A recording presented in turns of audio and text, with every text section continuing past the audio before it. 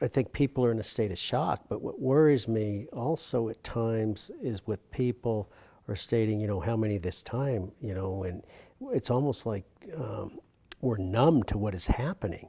But just I think the first thing that happens to all of us that have been a part of these things, what I called back in the day a club that no one wants to be a member, I think it takes us back to where we were, and you look at the videos, you look at some of the social media feeds, and you see, people hugging, you see people running out, you see SWAT in there, and it just takes you back to wherever you were when you were part of the situation. For me, it was Columbine.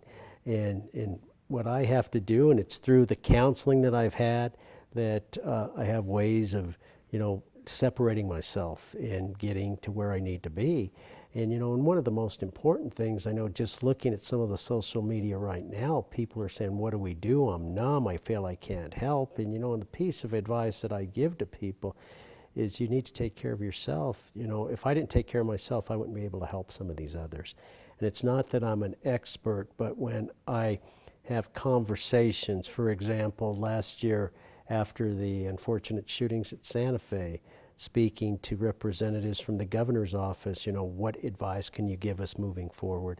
And it's just sharing my experiences, and we were there where they are, and people will say, well, when does it get back to normal? It does, and you have to redefine what normal is. And hopefully we need to come together as a country and say enough is enough. I mean, these deaths are just senseless, what is happening, and lives are being lost, and we just can't do it. And we need to stand up and say, enough's enough, and what are we going to do?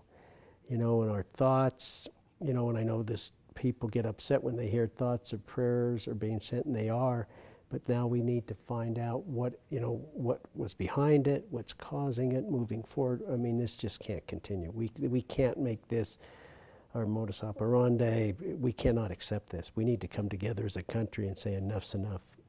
I think back to what happened after Columbine, and I was really struggling.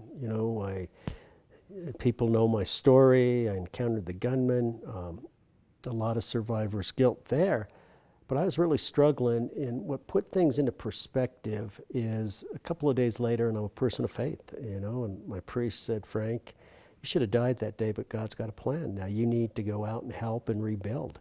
And it's not that I'm an expert, but I have experience, and I could offer some comfort and offer some things that was offered to me after the tragedy.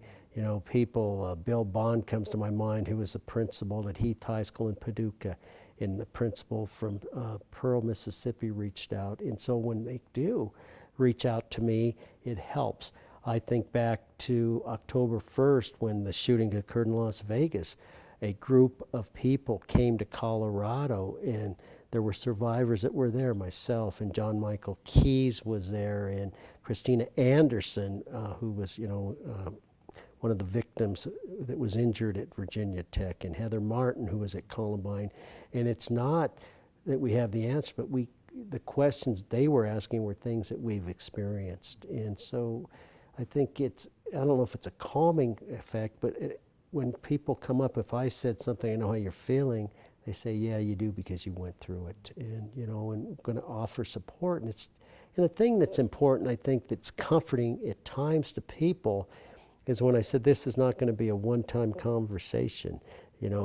I'm finding this out working with people from Parkland a year later or Santa Fe a year later, because things arise that'll arise 2 or 3 years down the road that hopefully I can offer some things that we did really well at Columbine, some things we could have done differently. And so, I think myself and there's others that can offer be successful resources for people. I think one of the lessons that I learned after, it was an eye-opener for me, is everyone is in different places. And there are people that it is hitting, and there are hitting very emotionally, and then there's people that are really in a state of denial, that how could this happen? And then you have some people in between.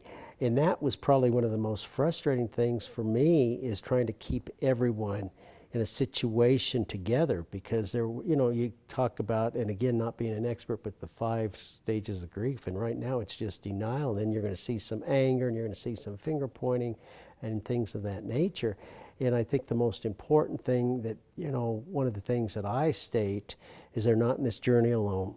And the other thing is, you know, a phrase that I coined, and 20 years later it's as relevant as it was, you know, when Columbine happened. It's a marathon and not a sprint. And there's going to be baby steps in which, you know, things seem to be, we're getting to a good place, and then something happens. And I'm sure when people heard what happened today, saw what happened, there are people from the Aurora Theater shooting, people from Las Vegas, people from Columbine, Virginia Tech, Sandy Hook, that it took them back to where they were. And that's where we come. And I know just looking at social media where some people are really struggling today.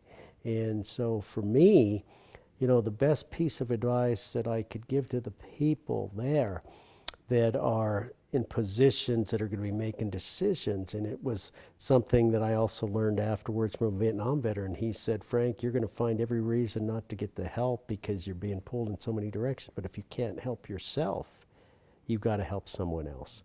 And when I go out and meet with these communities or do presentations, you know, I use the analogy when you get on a plane and a flight attendant comes on and said, if for some reason this airplane loses cabin pressure, a mask's going to drop down. Before you help that child next to you or help the person next to you, make sure you put that mask on yourself. And that's a piece of advice, that there'll be so much support there. Get that support that you need, because it's going to be a long process. Today, before you got here, and I start looking, because I've been following it, and it says, you know, there's 19 confirmed and 40 injured, and your heart starts racing, and it just takes you back and saying, this has got to stop. And in the frequency, because what happened within the past week in California at the Garlic Festival. Yeah. So it's a sad day for America, you know, lives being lost, and I just, you know, for the families and everyone that's going through this, it's just some vivid memories. But, you know, one of the things that we need to do right now is come together and just offer support for everyone. And that's where we need to be at this point. And I'm sure, you know, people will be reaching out, and I'll do whatever I can to help them. Unfortunately, you know, we have deaths that occur, but it scares me. Right now, everybody is stating, you know, they're very hypervigilant, but I worry 2 months or 2 weeks from now, you know, we're back to our daily lives. And we have to say enough's enough, you know. And I think it was a few years ago, the Parkland kids really called the adults out, saying, you know, we've heard this message before, you know, whether it be after Columbine, Sandy Hook, Virginia Tech, we need to do something.